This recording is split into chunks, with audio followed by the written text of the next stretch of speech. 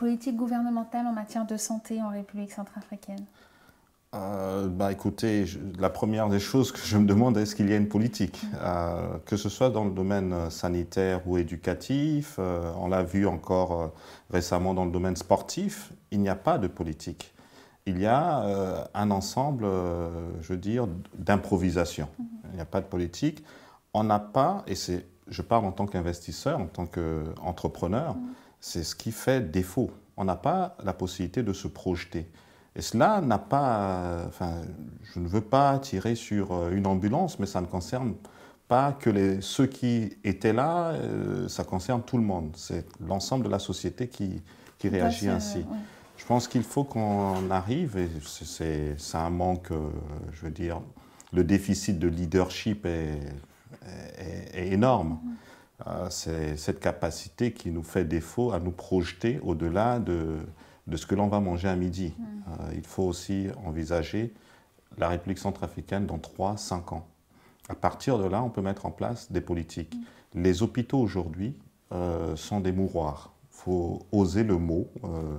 J'ai la chance de ne pas être contraint par un parti politique et compagnie. Moi, je suis libre de mes propos. Mais en tout cas, les hôpitaux aujourd'hui sont des mouroirs. Il faut le reconnaître. Une fois que l'on a reconnu cela, au lieu de chercher le pourquoi, il faut savoir comment corriger cela. Le constat est que beaucoup, aujourd'hui, même pour un petit examen, vont au Cameroun. Il n'y a pas si longtemps que cela, je crois, lorsque j'étais à la fac, beaucoup d'étudiants venaient pour la médecine en Centrafrique. Ce n'est plus le cas.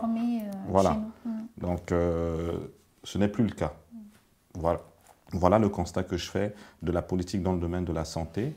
Et l'IS Group contribue à cela, en tout cas, en nous essayant de contribuer à une amélioration des choses. Nous avons un partenariat avec l'hôpital communautaire où nous intervenons, dans le cadre duquel nous intervenons, notamment pour un bloc opératoire, pour apporter un minimum d'entretien à ce bloc opératoire.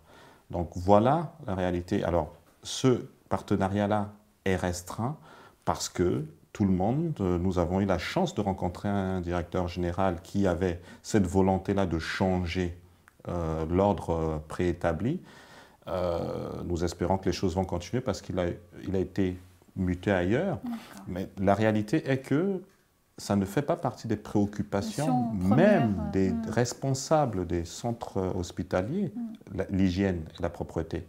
Nous avons eu un interlocuteur qui avait cette préoccupation-là, mais qui était aussi contraint par ses collaborateurs, etc. Voilà. Ne pas agir Exactement. en conséquence. Oui. Est-ce que vous pouvez nous en dire plus sur votre rôle de consultant? Oui, écoutez, comme je vous le disais, j'ai également cette activité de conseil et de formation. Avec des associés, en République centrafricaine notamment, nous avons créé un cabinet qui s'appelle Inga Consulting, Inga Connaissance Consulting, qui a pour particularité en fait de proposer différentes expertises portées, c'est notre souhait, le plus clair du temps par des Centrafricains. De la diaspora, si je peux utiliser ce terme qui fait polémique, de la diaspora, mais également des expertises locales. Pour cela, nous ne travaillons pas seulement en République centrafricaine. D'ailleurs, pour l'instant, nous avons très peu travaillé en République centrafricaine. Nous avons travaillé avec le ministère du Plan pour le compte du ministère des PME sur... Petite et moyenne entreprise. Tout à fait, petite et moyenne entreprise pour une étude sur le secteur privé qui nous a fallu de proposer un plan d'action et nous a aussi permis de rencontrer des personnes de très bons cadres. Je pense notamment à un cadre au ministère des PME, 2 ou 3 au ministère des PME, pardon, et puis un, par exemple, M. Wandé, qui était notre correspondant au ministère du Plan. Voilà, en tout cas, ça nous a permis de connaître un peu plus le... Vous êtes très demandé en tant que... En République centrafricaine, disons que le conseil n'est pas encore quelque chose de systématique dans le mode, dans les réflexes des dirigeants ou alors des chefs d'entreprise. on a souvent tendance à oublier, parce que ça rejoint ce que je vous disais tout à l'heure, notre déficit en termes de projection. Le conseil, c'est quelque chose qui vous permet de revoir votre vision, de voir exactement les étapes qu'il faut franchir pour réaliser votre projet.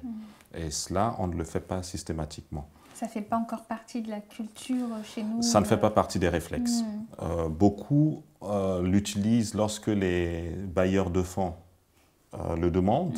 Et c'est pour cela qu'on fait énormément appel à des consultants, souvent étrangers, alors qu'on peut avoir des expertises centrafricaines. L'avantage de faire appel à une expertise centrafricaine, même si elle est localisée ailleurs, c'est tout simplement apporter un peu plus d'adapter un peu plus l'expertise, et surtout l'implication est différente. Personnellement, je l'ai senti lorsque j'ai eu à intervenir comme consultant international en République centrafricaine. On a une implication totalement différente parce qu'on est chez nous. On est chez nous. Oui, voilà. Sur vos terres, sur Exactement. le terrain. Donc, un devoir différent de réussite. Oui. Est-ce qu'aujourd'hui, vous avez encore des ambitions à former justement les personnes dans le cabinet pour... Oui, avec le cabinet, en fait, il y a une chose. Je parlais des particularités de Inga Consulting. Nous travaillons beaucoup avec des partenaires à l'étranger. Beaucoup de cabinets, parce qu'ils ont d'abord une réputation plus forte que la nôtre. Nous sommes à nos débuts, nous sommes là depuis 2 ans à peu près. Et d'autres ont un track record, un historique beaucoup plus large. Voilà. Et puis, donc, un historique client aussi qui est beaucoup plus fort que nous ne pouvons le présenter aujourd'hui. Ça va venir. Oui, ça va venir. D'ailleurs, nous l'avons bâti avec cette ambition. La formation fait vraiment partie de ce que nous proposons, avec surtout une approche sur mesure. Pourquoi? Parce que pour la République centrafricaine, pour l'Afrique en général, mais la République centrafricaine est une illustration puisque nous parlons de notre pays. Il y a eu quand même, on parlait tout à l'heure de politique de la santé, la politique éducative, il y a eu un abandon réel de l'éducation et de la formation en République centrafricaine depuis, allez, il faut le reconnaître, plus de 25 ans. Comme ça, au moins, on met tout le monde dans le même panier. Voilà. Et cet abandon fait qu'aujourd'hui, des jeunes arrivent sur le marché du travail avec des connaissances qui ne sont pas nécessairement d'actualité. Ou alors des connaissances qui ne cadrent pas avec le monde réel des entreprises. Le travail du consultant, formateur notamment, est de réduire ce déficit-là. Et aujourd'hui, nous sommes convaincus que le besoin est réel en République centrafricaine. Très peu d'entreprises réalisent leur potentiel. Et lorsque vous rentrez dans une entreprise en République centrafricaine, vous rentrez tout simplement dans une entreprise commerciale, rentrez, je ne sais pas, chez un opérateur téléphonique, ne serait-ce qu'au niveau de l'accueil, vous serez, voilà, vous tomberez des nues. Voilà la réalité. Ne serait-ce que ces choses-là, ça fait partie du développement commercial qu'il faut corriger, ça fait partie du management de la performance, et nous proposons des solutions pour cela. Voilà. Adaptées. Voilà, notre approche est de venir constater par un audit organisationnel et de proposer des solutions à travers un plan d'action que l'on soumet aux dirigeants pour accompagner, et bien sûr dans le cadre de la vision qu'on a identifiée. Aujourd'hui, on peut retrouver un numéro ou vous suivre sur Internet, le cabinet. Alors, pour contacter Inga Consulting, c'est très simple. Nous avons un site dédié, ingaconsulting.com, avec un trait d'union entre Inga et Consulting. Et nous avons, je vous disais, un parterre de partenaires. Ce sont des cabinets reconnus dans... Qu'on peut retrouver sur le site? Sur le site Inga Consulting, pas nécessairement, parce que ce sont des cabinets... Au fur et à mesure, nous développons ces partenariats-là, mais je peux vous citer quelques partenaires privilégiés. Ça peut être Manégéré, par exemple, qui a des structures en France et en Afrique. Il y a Partenant Finance, avec lequel nous travaillons sur les marchés gabonais et congolais. Voilà, nous avons une multitude de FELI, Partners, voilà. Suivant les compétences et suivant les domaines d'expertise, nous avons des partenaires avec lesquels nous cohabitons et qui aujourd'hui sont également des partenaires qui nous apportent des marchés. Vous pouvez aussi également trouver le lien sur Bangui Wood. Avec plaisir. Également pour Lise Group, je suppose qu'on peut vous retrouver. Tout à fait, tout à fait. Nous sommes également les réseaux moins présents. C'est peut-être parce que je ne prends pas suffisamment le temps de m'en occuper, mais nous sommes bien sûr visibles sur Internet. Comme je le disais un peu plus tôt, voilà, aujourd'hui nous n'avons pas les mêmes moyens de communication que nos prédécesseurs il y a 30 ans. Donc il faudrait bien que l'on puisse s'inscrire dans la dynamique du XXIe siècle. Vous auriez un dernier mot à adresser aux téléspectateurs? Pour moi, c'est un mot... Futur entrepreneur. Voilà, pour moi, c'est un mot d'espoir. Tout simplement, au lieu de regarder le verre à moitié vide, il faut le regarder à moitié plein. Je suis convaincu, et j'ai eu à en faire l'expérience, par nos capacités en République centrafricaine, à nous relever.